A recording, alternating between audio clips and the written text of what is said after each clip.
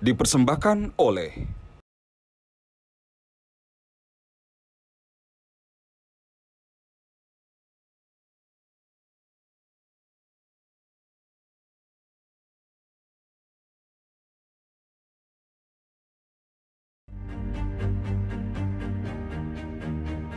Masjid Istiqlal di Jakarta adalah sebuah ikon simbolik yang lebih dari sekedar tempat ibadah. Ia adalah lambang kerukunan dan toleransi antar umat beragama di Indonesia. Berada di jantung ibu kota, masjid ini yang dirancang oleh arsitek Fredri Silaban telah menjadi titik temu bagi berbagai lapisan masyarakat. Tidak hanya sebagai tempat ibadah, tetapi juga sebagai pusat dialog lintas agama dan budaya. Kepemimpinan dan visi Imam Besar Masjid Istiqlal, Profesor Dr. Kiai Haji Nasaruddin Umar MA, memainkan peran kunci dalam menjaga dan mengembangkan fungsi strategis masjid ini dalam masyarakat Indonesia yang multikultural. Nasaruddin Umar lahir di Ujung Bone, Sulawesi Selatan, adalah sosok berpengaruh dalam dunia keagamaan Islam dan akademik di Indonesia. Beliau adalah seorang akademisi terkemuka dengan 12 buku yang telah ditulisnya, termasuk karya terkenal dan penting mengenai kesetaraan gender dalam perspektif Al-Quran. Selama periode kepemimpinannya sebagai Wakil Menteri Agama RI dari 2011 hingga 2014, serta sebagai guru besar tafsir di Fakultas Usluddin IAIN Syarif Hidayatullah Jakarta, Nasaruddin telah banyak berkontribusi dalam memperkaya wacana Islam di tanah air. Nasaruddin Umar tidak hanya dikenal karena karyanya di bidang akademik, tetapi juga karena usahanya dalam memfasilitasi dialog antar umat beragama. Salah satu inisiatif yang paling signifikan adalah rencana penyambutan Paus Fransiskus, pemimpin Gereja Katolik, di Masjid Istiqlal pada 5 September 2024 mendatang. Kunjungan ini direncanakan untuk memperkuat ikatan antara umat Islam dan Kristen, serta menegaskan komitmen Indonesia terhadap toleransi dan perdamaian. Kunjungan Paus Fransiskus ini menjadi momen bersejarah yang menggarisbawahi peran Masjid Istiqlal dalam jalinan hubungan lintas agama. Rencananya dari sisi Katedral Jakarta, Paus Fransiskus akan melewati terowongan silaturahmi menuju Masjid Istiqlal. Terowongan ini dibangun sebagai simbol perdamaian dan toleransi dan merupakan salah satu fitur unik dari Masjid Istiqlal dan diharapkan akan menjadi bagian penting dari rencana kunjungan Paus. Selama kunjungannya, Paus Fransiskus diharapkan akan terlibat dalam dialog lintas agama mengenai kemanusiaan. Nasaruddin Umar menyatakan bahwa tema utama dari pertemuan ini adalah kemanusiaan, sebuah konsep yang menyatukan berbagai agama dan budaya. Dengan pengalaman yang luas dalam menyambut tamu-tamu istimewa, termasuk kepala negara seperti Barack Obama, Masjid Istiqlal siap untuk melayani sebagai tempat dialog yang penuh makna dan penuh penghormatan dalam rencana kunjungan Paus Fransiskus. Profesor Nasaruddin Umar juga menegaskan pentingnya dialog aplikatif dan berbasis pada nilai-nilai kemanusiaan. Ia menyebut bahwa Masjid Istiqlal berkomitmen untuk meniru semangat Masjid Nabi Muhammad yang sering digunakan sebagai tempat pertemuan lintas agama. Secara keseluruhan, merawat Masjid Istiqlal berarti merawat semangat kebersamaan dan toleransi di Indonesia. Kepemimpinan Nasaruddin Umar di Istiqlal telah menjadikan Istiqlal lebih dari sekedar tempat ibadah. Istiqlal adalah simbol dari upaya Indonesia untuk memperkuat hubungan antar umat beragama dan mempromosikan perdamaian.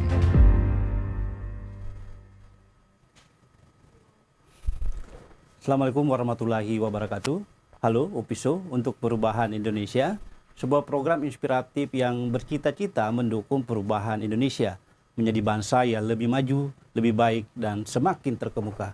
Bersama saya, Upias Maradana, sosok Kiai Haji Nasaruddin Umar, bukan saja kita kenal sebagai Imam Besar Masjid Istiqlal, tetapi juga seorang tokoh yang sangat giat membangun dialog antar bangsa dan agama.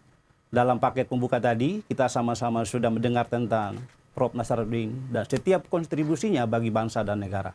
Terbaru, Istiqlal dan Pak Kiai ini sedang siap-siap menyambut kedatangan tokoh penting dunia yang juga pemimpin gereja Katolik, yaitu Paus Fransiskus. Sekarang di studio kami di Mega Kuningan Jakarta Selatan, Pak Kiai sudah hadir dan akan berbagi dengan kita tentang sosoknya dan apa saja pandangan beliau tentang keberagaman Indonesia. Assalamualaikum Pak Kiai. Waalaikumsalam warahmatullahi wabarakatuh. Terima kasih banyak Prof. Alhamdulillah. Atas waktunya. Saya senang sekali melihat Adinda ini. Anak muda yang kreatif itu kan harapan bangsa. Amin, alhamdulillah. Prof, pemimpin itu tentu kan setiap langkahnya akan memberi inspirasi. Dan kita tahu persis pada tanggal 3 sampai 6 September itu pemimpin gereja Katolik sedunia Paus Fransiskus akan berkunjung ke Indonesia dan akan bertemu dengan Pak Kiai di Istiqlal. Pertanyaan pertama saya, apa pesan penting Istiqlal dari kunjungan seorang pemimpin gereja Katolik sedunia? Pertama kita memberikan apresiasi ya. Karena inilah negara yang pertama minoritas Katolik, bahkan sangat minoritas, tapi dikunjungi Paus. Tidak mungkin Paus berkunjung suatu negara tanpa ada objek yang menarik. Ya. Jadi kehadiran Paus di Indonesia itu, Indonesia harus berterima kasih dan Indonesia juga perlu bersyukur ya, karena betul-betul menjadi negara tujuan seorang pemimpin tertinggi umat Katolik ya kan. Bagi kita ya di Istiqlal akan kedatangan tamu seperti ini mengulang sejarah apa yang pernah dilakukan oleh Rasulullah SAW. Nabi Muhammad itu adalah sosok figur yang sangat mencintai dialog. Ya. Dan tidak heran kalau Nabi seperti itu karena juga mencontoh Allah Subhanahu Wa Taala. Ya kalau boleh saya katakan apa hobinya Allah? Salah satu kesukaan Allah itu adalah dialog. Jadi dialog ini adalah sesuatu yang sangat asasi dalam kehidupan. Nah, coba kita perhatikan Al-Quran. Janin dalam kandungan pun juga diajak berdialog. Alastu birabbikum qalu bala syahidna. Mau enggak mengakui aku sebagai Tuhanmu? Dijawab janin, yes, of course. Ya, saya akan jadi saksi. Bahkan malaikat diajak dialog. Wa idh qala rabbuka lil malaikati inni ja'ilun fil ardi khalifah. Qalu ataj'alu fiha may yufsidu fiha wa yasfiku dima. Wa nahnu nusabbihu bihamdika wa nuqaddisu lak. Qala inni a'lamu ma la ta'lamun. Jadi surah Al-Baqarah ayat 30, Allah mempertunjukkan dirinya berdialog dengan malaikat dan Allah memberikan kesempatan diinterupsi harapan keinginannya oleh malaikatnya. Ingatlah ketika Allah mendeklarasikan rencananya untuk menciptakan pendatang baru manusia dan langsung akan dilantik jadi khalifah. Diinterupsi oleh malaikat. Kenapa engkau akan menciptakan manusia? Bukankah nanti manusia itu nanti akan melakukan perusakan alam dan pertumpahan darah? Terbukti prediksi malaikat kan sekarang ya. Terbukti. Nah, wa nahnu nusabbihu bihamdik, sementara kami yang selalu bertasbih memuji dirimu ya Allah. Nah, dijawab oleh Allah, aku lebih tahu daripada kalian. Nah, jadi iblis, kurang apa jahatnya iblis? Iblis pun juga diajak berdialog. Jadi Allah betul-betul luar biasa, maha luar biasa. Ya. Kita kan kalau orang jahat ngapain diajak berdialog kan? Ini mencontohkan kepada kita semua bahwa iblis pun diajak dialog. Ma mana'akan tasjuda lima khalaqtu biyadayya. Kenapa engkau tidak mau sujud yang aku ciptakan dengan kedua tanganku, tangan maskulin dan tangan feminin, kata Tuhan kan? Ya. Astakbarta am kunta minal alim. Apakah engkau itu adalah takbur atau engkau mengangkat dirinya tinggi-tinggi? Belum lagi dialognya dengan nabi-nabinya kan? Ya Adam, ya Yahya, khudil kitabikul, ya Isa, ya Musa. Bahkan kalau nabi itu lain tidak menyebut namanya langsung kan? Ya ayuhan nabi, ya ayuhan rasul. Maksud itu Nabi Muhammad ya kan. Jadi apa yang dilakukan Allah itu betul-betul mencontohkan kepada kita semuanya bahwa dialog itu adalah kata kunci untuk menciptakan kemanusiaan itu sendiri. Nabi Muhammad apalagi kan mengundang 60 orang tokoh-tokoh non-muslim ya dipimpin oleh Abdul Masih ke masjidnya Nabi. Jadi waktu itu Nabi salat asar. Jadi berdiri tokoh lintas agama ini 60 orang dipimpin oleh Abdul Masih dari Kristen Ortodoks. Ada Yahudinya, segala macam. Setelah Nabi salat asar baru dipersilahkan duduk. tamu-tamu lintas agama itu dijamu dengan makanan minuman oleh Rasulullah. Ada yang menarik. Ya. Ketika matahari hampir terbenam, maaf ya Rasulullah, sebentar lagi matahari terbenam, tapi saya belum melakukan kebaktian. Apa kata Nabi? Di sini nggak ada rumah ibadah lain, lakukanlah kebaktian di situ, di masjid. Ada yang mengatakan di kompleks masjid, di tempatnya Abi Hurairah, Allahu a'lam. Tapi luar biasa Nabi. Nabi itu di Madinah, tiada hari tanpa perang, tapi tiada hari tanpa dialog. Orang yang diajak berdialog itu juga di satu pihak diajak perang. Nabi melayani semuanya. Jadi kita jangan melakukan hanya satu-satunya pendekatan perang melulu atau dialog hanya. Yeah. Jadi kapan waktunya dialog, kapan waktunya kita mempertahankan diri, itu dicontohkan Nabi, ya kan. Maka itu poin saya di sini, dialog itu adalah melekat dengan kemanusiaan. Orang yang tidak mencintai dialog berarti tidak sejalan dengan Allah, tidak sejalan dengan Nabi Muhammad SAW. Dialog itu adalah sangat humanity.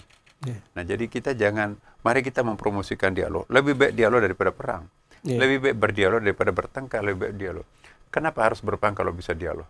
Dialog itu adalah solusi yang terbaik. Dan itulah yang menyebabkan suksesnya Rasulullah, karena mengedepankan dialog. Artinya kunjungan Paus itu adalah bagian dari Istiqlal atau Pak Kiai sendiri dalam membangun dialog. Ini dialog antara bangsa, dialog yang sangat universal di tengah kondisi dunia saat ini yang nyaris dialognya itu buntu dan kita banyak kehilangan tokoh-tokoh penting di dunia.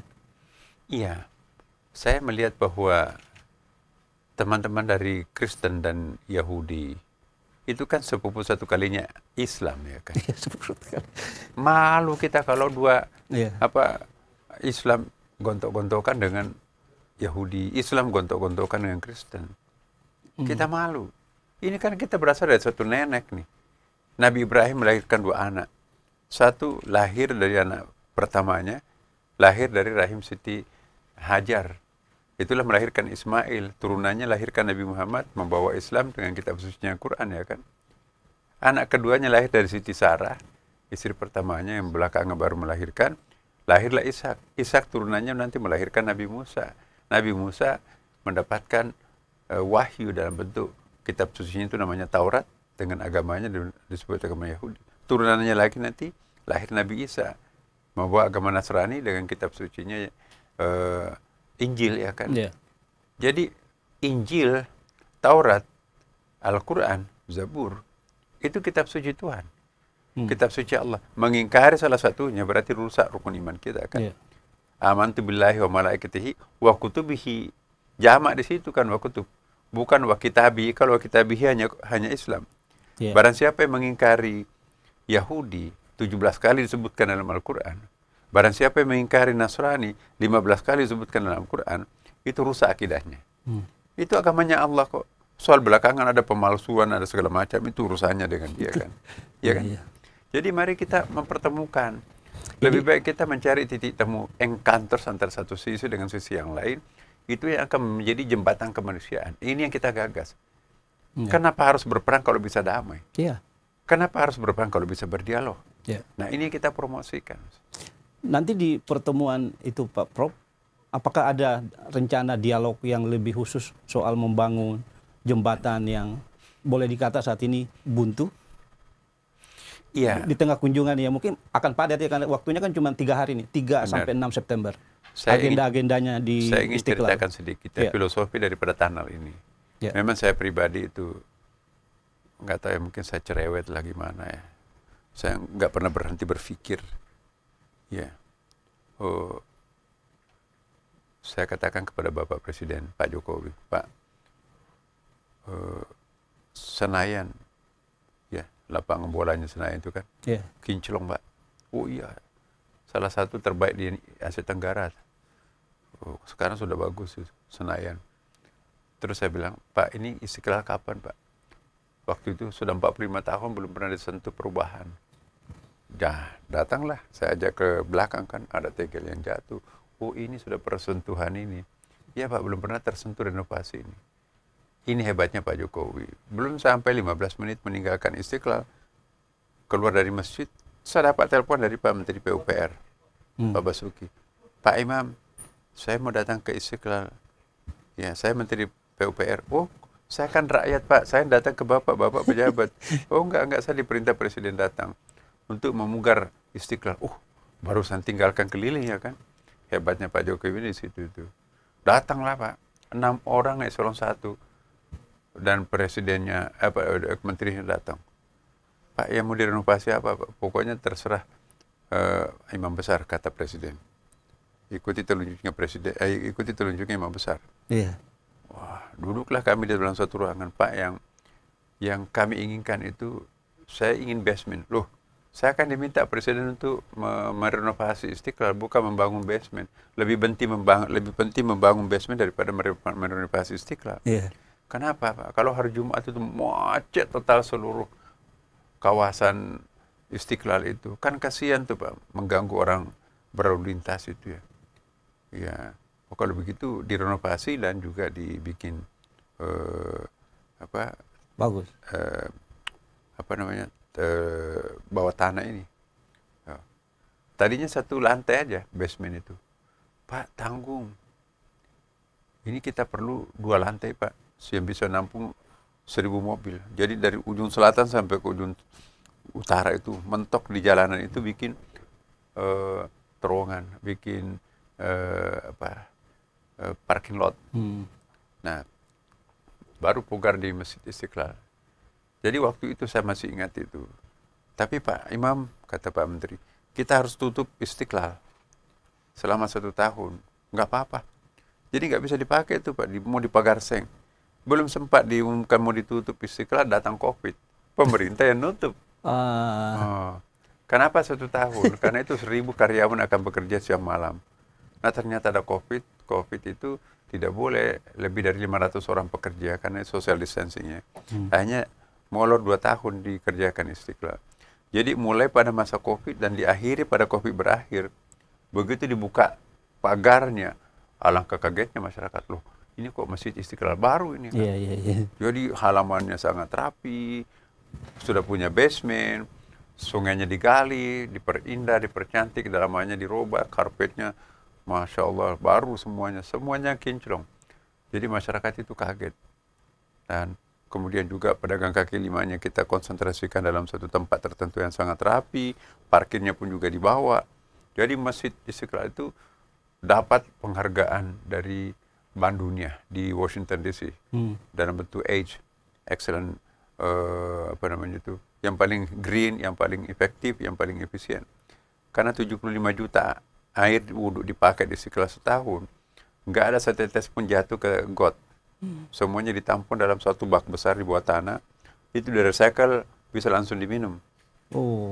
Nah, 38% energi yang kita gunakan di Istiqlal itu diperoleh melalui solar system, panelnya surya di atas tuh.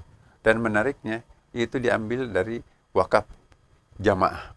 Jadi jamaah yang membangun solar system itu wakaf. Jadi Istiqlal itu bukannya tanah yang diwakafkan, matahari pun juga diwakafkan ya kan.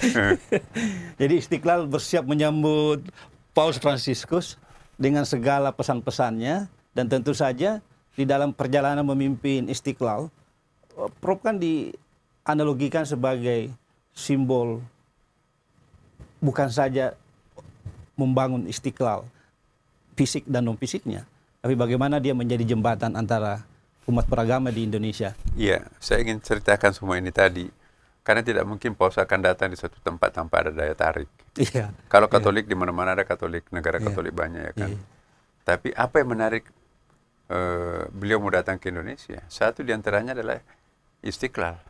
Kenapa? Istiqlal itu the only one in the world, satu-satunya di dunia ini punya tunnel, jembatan toleransi yang di Pak Jokowi sering diberikan nama tunnel toleransi, ya, lorong toleransi. Itu yang nyebrang ke katedral. Nah, itu menarik, itu sampai viral ke internasional ya kan. Satu-satunya di dunia. Itu saya juga diundang ke PBB United Nations bulan lalu ya, bahwa itu bukan hanya tunnel, tapi itu juga simbol ikon toleransi.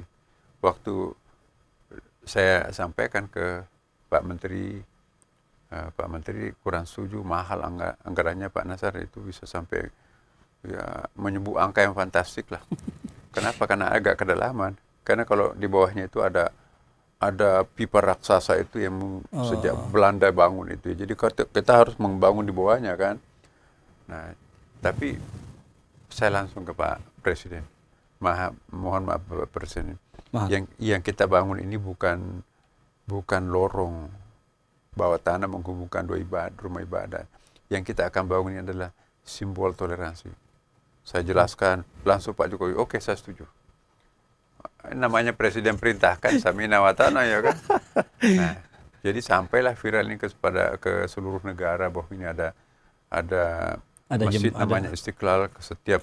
Setiap hari Jumat itu kita ada olahraga jantung sehat lintas agama kan, loncat-loncat. Ada interfaith walk keliling di Car Free Day itu kan, lintas agama.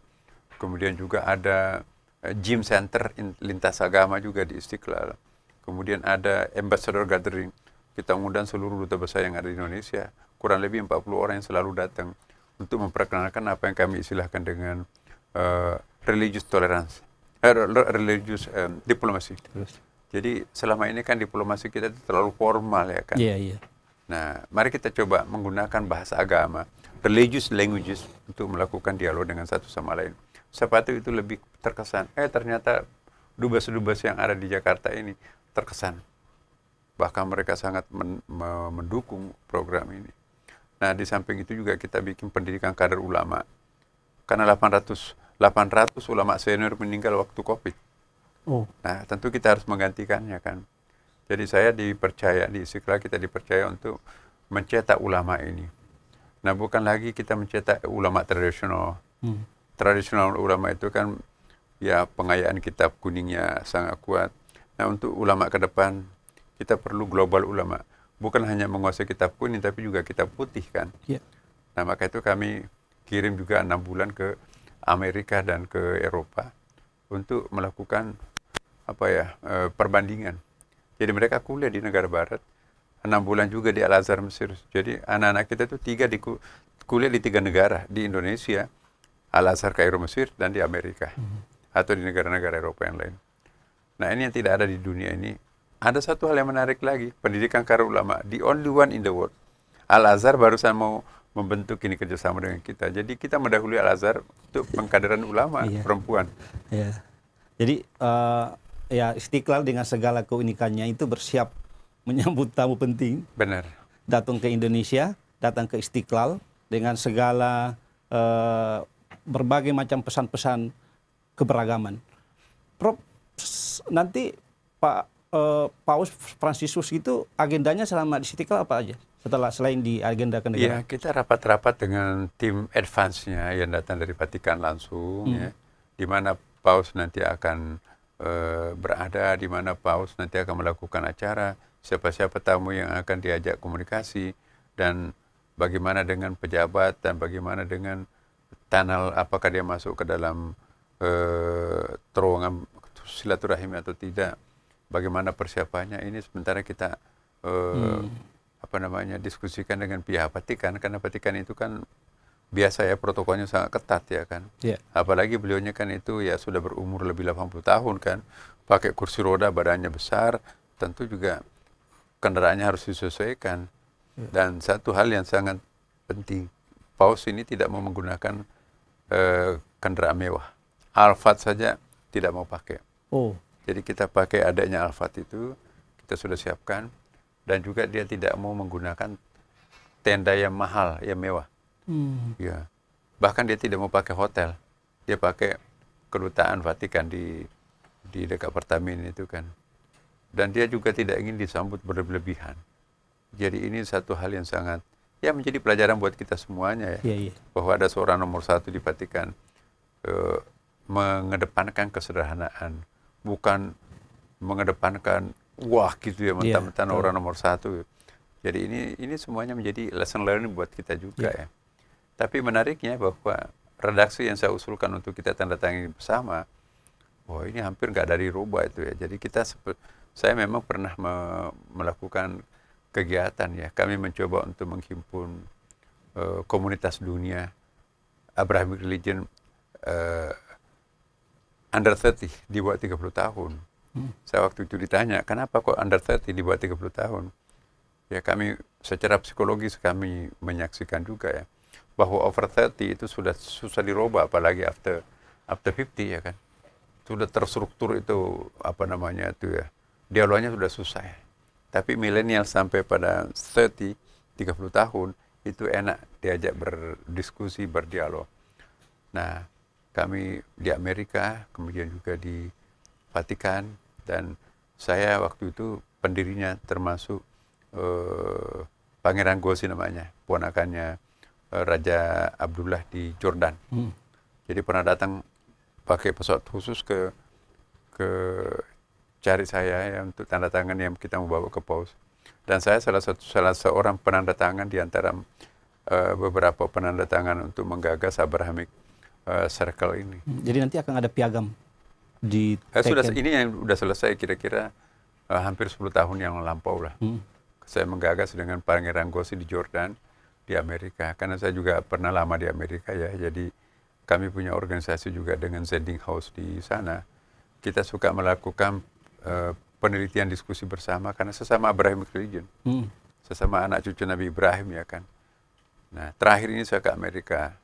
Ini yang kadang-kadang mungkin juga orang lain ribut ya.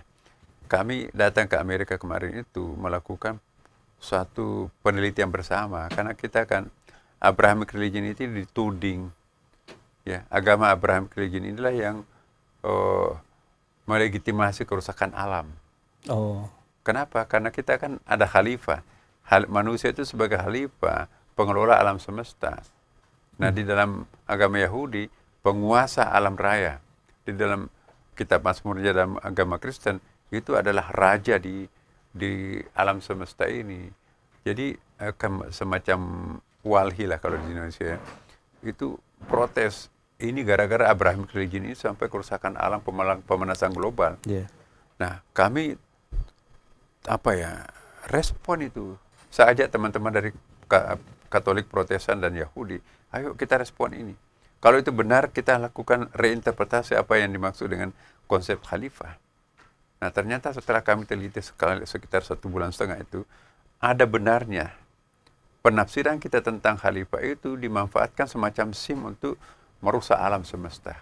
Jadi seolah-olah manusia itu bukan alam, tapi dia presiden alam gitu. Padahal penghayatan kita bersama, kitab suci tahu apakah itu Taurat, Injil, Zabur, dan Islam. Yang dimaksud khalifah di situ adalah sahabat alam, pengelola alam, bukan berarti melakukan eksploitasi yang melampaui batas. Nah, ini yang kita diskusikan di kelompok Monsignor di Katolik di New York kemarin itu. Kami sudah kirim dimuat di Rakyat Merdeka itu 128 artikel. Itu hasil penelitian kami selama hampir 2 bulan di Amerika. Pertemuan itu. Ya, pertemuan itu. Jadi kita akan menyelamatkan, kalau itu nggak dilakukan, kalau tidak dilakukan ngerem, maka akan terjadi kematian 2 juta orang penduduk mati karena pemanasan global, kerusakan alam. Jadi kalau misalnya di Timur Tengah yang meninggal itu hanya 40.000 orang, ya kami berusaha bersama teman-teman di situ bagaimana menyelamatkan 2 juta orang per tahun ini tidak korban melalui penafsiran teologi, bagaimana memperbaharui teologi lingkungan ini, teologi yang dalam hal ini adalah Islam, Yahudi, dan Kristen. Nah, ini yang kami diskusikan bersama di Columbia University di New York. Dan pakar-pakar dunia datang pada waktu itu. Nah, kita bersyukur karena yang dipercaya representasi dari Islam itu dari Indonesia, bukan dari Timur Tengah. Itu Prof di situ. Nah, saya di situ dan juga di PBB di Swedia tuh. Puluhan tahun selalu Mesir yang jadi konsultan keagamaannya. Baru kemarin ini dipindahkan ke Indonesia. Saya juga di situ. Jadi saya juga diundang di New York di sana itu untuk menjadi semacam konsultan di dalam bidang keagamaan. Ada Katoliknya, ada Yahudinya, ada juga Hindu, Budanya. Nah, saya representasi dari Islam pada waktu itu. Prof, saya kembali ke ini ya, bahwa sejak jadi imam besar di Istiqlal 22 Januari ya 2016, Prof sudah membangun sebuah dialog antar umat beragama. Momentum kedatangan Paus dan kondisi dunia yang ya sesungguhnya tidak bagus-bagus.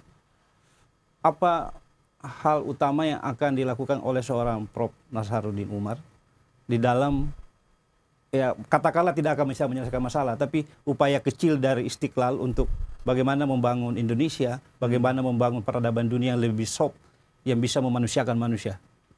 Mungkin ada pikiran-pikiran, Prof. Mungkin saya terlalu obsesif ya. Ya. Atau mungkin saya terlalu ambisi. Saya menyadari betul bahwa Timur Tengah itu sudah sepertinya sudah selesai tugasnya melahirkan Nabi. Tapi estafet kepemimpinan peradaban dunia Islam modern akan datang, itu memang harus beralih ke tempat lain. Nah, tempat yang paling bagus untuk disemaikan peradaban baru Islam itu di Asia Tenggara. Asia Tenggara. Asia Tenggara ya Islam lah, Indonesia lah ya kan. Okay. Kenapa di Timur Tengah? Mana ada negara Timur Tengah yang stabil sekarang kan? Yeah. Semua tetangganya Israel itu resah. Bom morat-marit. Coba kita lihat Lebanon pecah, Irak berantakan, Syria berantakan, Suriah nggak tahu apa namanya, Sudan sekarang berapa negara di tempat itu. Ya, tidak ada satupun negara di Timur Tengah itu yang sangat kondusif untuk membesarkan peradaban Islam di masa depan. Nah, kita lihat Mesir sendiri yang disebut Ummul Bilad, ilmu pengetahuannya banyak. Nah, Al-Azhar sekarang ini kan juga disinyalir bahwa itu terbagi dua juga kan. Ada kelompok moderat, ada kelompok radikalnya ya kan. Nah, Indonesia ini adalah tempat yang paling bagus untuk menyemaikan peradaban dunia Islam masa depan yang sangat humanistik ya. Nah, Istiqlal hadir di sini nih. Jadi kami ingin menjadikan Istiqlal itu sebagai lokus ya, suatu lokus untuk mengembangkan peradaban Islam modern. Kenapa? Karena Indonesia kita lihat dari segi income per kapita kita kan, PDB produk domestik regional bruto kita itu insya Allah di atas rata-rata dibandingkan dengan Timur Tengah, pengecualian Saudi Arabia kan. Nah, kita lihat inflasi kita itu kan sekitar 3%. Pertumbuhan ekonomi kita itu hampir katakanlah 6% ya kan. Mesir sendiri itu kan inflasinya di atas 6%. Turki 94% inflasinya. Nah, jadi mimpi seorang Prof Nasaruddin Umar menjadikan Istiqlal, menjadikan Indonesia sebagai lokus peradaban Islam modern baru. Itu obsesi kami. Ya, itu sebuah cita-cita yang menurut saya gagasan besar. Dan apa yang dibangun selama ini, saya lihat kan Prof juga sebagai pendiri lintas agama untuk masyarakat dialog antar umat beragama dan menjadikan Indonesia sebagai lokus peradaban Islam modern. Itu menarik itu, Prof. Itu belum pernah terungkap itu. Jadi asumsi saya kalau tiga agama besar ini menyatu, Islam, ya penduduknya sekarang ini sudah lebih dari 1,5 miliar ya kan. Katolik dan Protestan, ya Katolik sendiri kan sudah kalah dari jumlah populasi Islam kan. Katolik itu 1,3 miliar, sedangkan Islam 1,5 miliar. Nah, Protestan ya udahlah. Jadi Yahudi memang kecil jumlahnya, tetapi uangnya banyak dan powernya kuat ya kan. Jadi kalau tiga agama besar ini menyatu, itu kontribusi untuk menciptakan dunia yang aman 50% di atas. Dunia yang aman, dunia yang dunia baru. Akan aman 50% kalau tiga komponen agama ini damai. Nah, kenapa kita harus berkelahi kalau bisa mencapai jalur kedamaian? Betul.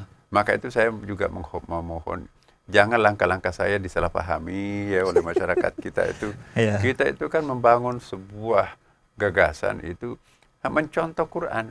La tadkhulu min babin wahid wa tadkhulu min abwabin mutafarriqah. Itu kata Quran loh. Jangan hanya memasuki, don't enter in the single window. Jangan masuk pada satu-satunya pintu. Masuklah melalui pintu yang berbeda-beda ya kan. Seperti Nabi kan.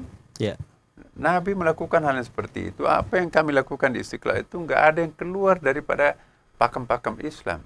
Justru kami mengaktualisasikan apa yang dilakukan Nabi. Masjid Istiqlal sekarang ini macam-macam. Itu mencontoh Masjid Nabi. Masjid Nabi itu hanya sekitar 20% dipakai sebagai tempat ibadah. Selebihnya itu, 27 fungsi, ada buku saya itu. kantor pengadilan, rumah sakit, ya balai pertemuan, kemudian juga latihan kesenian, bela diri, kemudian sekolahan, tempat untuk menyampaikan pengumuman, sekretariat negara, perbendaharaan negara, ya, banyak, ada 27 fungsi Masjid Nabi. Nah, kita contoh di Istiqlal. Jadi Istiqlal sekarang ini kita mencoba untuk menciptakan suatu konsep ekonomi mikro, ya. Yeah. Jadi 800.000 masjid di seluruh Indonesia. Kalau bisa mengcopy apa sistem yang dilakukan oleh Istiqlal, maka seluruh umat Islam itu belanjanya di masjid. Semua orang punya handphone, kan? Yeah, yeah. Jumlah handphone di Indonesia lebih besar daripada jumlah penduduknya, kan? Benar. Nah, kita kerjasama MOU dengan PT Pos tetangga itu, dengan Ojek. Gojek ini kan dalam tempo 10 menit ya pesan bahan pokok misalnya beras, air, apalagi gas dan seterusnya. Dalam tempo yang sangat singkat itu diantarkan ke rumah. Bahkan mukena pakaian-pakaian bersama Muslim itu dari Semarang, dari Jawa Barat, ya itu melalui e-commerce itu, kan. Yeah. Dan itu pasti halal. Yang kedua juga enggak ada ribanya, dan yang ketiga juga insya Allah keuntungannya untuk umat. Yeah. Nah, kalau ini semuanya digunakan, ingat kita akan berbagi dengan minimarket. Jangan lupa, Mas, supermarket itu keuntungannya sekarang hanya tinggal 4 triliun per tahun. Nah, sekarang kan digulung supermarket itu oleh minimarket. Minimarket keuntungannya per tahun kalau kita jumlahkan yang market itu 40 triliun per tahun. Nah, siapa yang belanja di supermarket ini? 80% penduduknya adalah umat Islam. Belanjanya ke situ, kan. Nah, kalau masjid 800.000 plus musala, itu dibikinkan satu sistem, separuh keuntungannya minimarket itu jatuh ke masjid.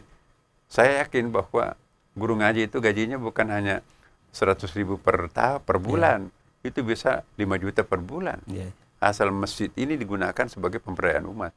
Jadi Prof, itu membangun lokus peradaban Islam modern itu ya dimulai dari masjid juga jadinya pada akhirnya, ya. Iya. Dan gagasan-gagasan yang selalu dibangun selama ini saya pikir akan menjadi entry point bagaimana menuju Indonesia yang lebih bagus. Iya. Ini Indonesia lokus peradaban Islam modern. Kalau presiden sekarang Jokowi kan memberi ruang yang cukup luas. Iya. Prof sudah berkomunikasi dengan nanti presiden terpilih untuk membawa gagasan-gagasan. Insya Allah Pak beliau sudah paham saya, ya. Iya. Saya ketika saya jadi mahasiswa, saya tinggal di rumahnya. 5 tahun saya tinggal di rumah. Oh, di rumahnya Pak Prabowo, ya. Saya ketua Super Semar, pengurus Super Semar, dia yang ketua Majelis Pertimbangan. Iya. Bahkan studi saya itu kan dibiayai oleh beliau. Oh. Saya ke Montreal, ya hampir semuanya lah dibiayai oleh beliau. Jadi pori-pori saya dia tahu, saya juga tahu pori-porinya. Artinya ini gagasan-gagasan ini seperti gayung bersambut, sehingga kemudian bagaimana, karena gini, kalau misalnya lokus peradaban Islam modern itu betul-betul bisa ke Asia dan di Indonesia sebagai simbol dari bagaimana memperbaiki dunia, saya pikir itu adalah sebuah keniscayaan. Dan saya pikir Prabowo, presiden terpilih ini punya hal-hal yang baik untuk itu. Dia sekarang lagi keliling dunia nih, membawa pesan-pesan tentang Indonesia, tentang sahabat perdamaian. karibnya Pak Prabowo itu Raja Abdullah. Ponakannya itu Pangeran Gossi itu sahabat karibnya Pak Prabowo. Nah, saya berdua itulah, bukan saya berdua, ada lagi yang lainnya. Saya beberapa teman-teman dari Timur Tengah dan dari Amerika melakukan suatu komunikasi internasional. Jadi sudah lama sebetulnya gagasan-gagasan intervensi lintas budaya negara ini yang kita lakukan. Dan mereka betul-betul, pernah saya dimarahi oleh teman-teman saya di Gossi, Pangeran Gossi itu. What are you doing? No. Kamu kerja apa? Kamu kok dia menyaksikan saudara-saudara kita di Israel ini dibantai ini. Jadi apa yang Anda lakukan? Wah, saya bilang ini juga bagus, ya. Mungkin karena kita memang terlalu jauh geografisnya dengan Palestina. Tapi kita mencoba untuk memberikan, saya bilang kita punya rumah sakit dan kita punya juga bantuan-bantuan mengalir. Salah satu Nah, donasi yang paling besar di Indonesia kita kumpulkan melalui Istiqlal betul. Bersama dengan Basnas. Tadi ini kita fundraising lagi di Istiqlal ini. Jadi semua dana-dana itu kita kirim melalui Basnas ya. Basnas nanti ngirim melalui Mesir. Jadi Grand Syekh kemarin itu kita berikan bantuan, ya Basnas memberikan bantuan nominasinya. Kita kan tidak perlu memamerkan berapa jumlahnya ya kan. Benar. Biar Tuhan yang tahu kan. Tangan kanan tidak perlu tahu tangan kiri, kata hadis Nabi kan. Masa mau diumumkan? Nanti Istiqlal gede banget tapi bantuannya ke Palestina nggak ada. Masa kami mau syiarkan? Itu kan riya namanya. Dan saya pikir Prof, luar biasa perbincangan kita sore hari ini, dan gagasan tentang, saya pikir kedatangan Paus ke Istiqlal nanti 3 September itu bukan sekedar sebuah kunjungan biasa, tapi juga sebuah kunjungan yang secara simbolis membawa pesan-pesan persatuan umat manusia. Dan saya berharap juga gagasan ini kemudian bisa diimplementasikan oleh jaringannya Prof yang begitu besar untuk membawa Indonesia menjadi bagian penting dari percaturan politik global. Prof, menutup sesi kita pada hari ini, ada pesan-pesan yang ingin disampaikan seorang Prof, terutama di dalam bagaimana peran Indonesia ke depan, bagaimana masjid mengambil perannya, dan tentu saja bagaimana Indonesia mengambil peran yang menurut Prof tadi itu akan dijadikan sebagai lokus peradaban Islam modern baru. Iya, saya dapat undangan istimewa lah dari United Nations ya, langsung diterima oleh Wakil Sekjen PBB. Dan lumayan 1 jam saya bicara, termasuk didampingi direkturnya kan di New York itu. Don't speak only in your country. Jangan hanya bicara di dalam negerinya sendiri. Hanya saya dilibatkan juga di program-program PBB yang ada di Amerika Latin dan juga di Afrika. Jadi insya Allah kami juga akan berangkat ke Amerika Latin dan di beberapa negara di Afrika ini untuk bekerja sama dengan PBB tentunya ya, karena mereka sangat takjub. Dalam kapasitas saya sebagai President of International Imam Association, saya kan ya Grand Imam Istiqlal itu dipilih juga, diminta juga untuk Presiden Imam International. Jadi Europe is very easy to hear for many countries. So why they invite me to join together with him di menyelesaikan banyak programnya di PBB.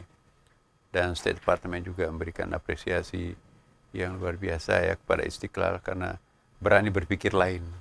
Keberanian berpikir lain itu adalah sebuah tantangan untuk kita di masa depan. Siapa orang yang tidak berani berpikir lain, atau sebaliknya siapa orang menentang pemikiran orang-orang yang berbeda, itu langkah mundur ya. Mari kita sinergi ya. Saya kok sangat yakin di bawah petunjuk Allah Subhanahu wa taala ya, kita salat istikharah. Nah, Istiqlal itu betul-betul bukan hanya dunia di situ. Tapi itu setiap malam Jumat itu kita adakan kontemplasi ya kan, i'tikaf, merenung. Jadi masyarakat metropolitan itu memerlukan puasa spiritual untuk menangisi dosa masa lampaunya. Jadi siapa yang ingin menangis merindukan Tuhannya, siapa yang ingin meratapi dosa masa lampaunya, datanglah ke Istiqlal setiap malam Jumat. Di situ buka puasanya Senin Kamis seperti bulan Ramadan, difasilitasi dan sebagainya. Ya, luar biasa. Terima kasih banyak Prof atas waktunya. Semoga rencana kedatangan Paus Fransiskus di 3-6 September itu dilancarkan, dan itu akan menjadi tangga bagaimana gagasan seorang Prof Kiai Haji Nasaruddin Umar itu untuk menjadikan Indonesia sebagai lokus peradaban Islam modern itu menjadi sebuah hal yang positif. Sekali lagi terima kasih atas waktunya, dan pemirsa Upiso terima kasih atas kesempatannya bergabung. Jangan lupa berikan komentar Anda, subscribe dan like video dengan Pak Prof Kiai Haji Nasaruddin Umar yang membawa kita dengan ide-ide baru tentang Indonesia yang lebih baik ke depannya. Saya Upiah Semaradana, terima kasih atas perhatiannya. Sampai jumpa. Assalamualaikum warahmatullahi wabarakatuh. Waalaikumsalam.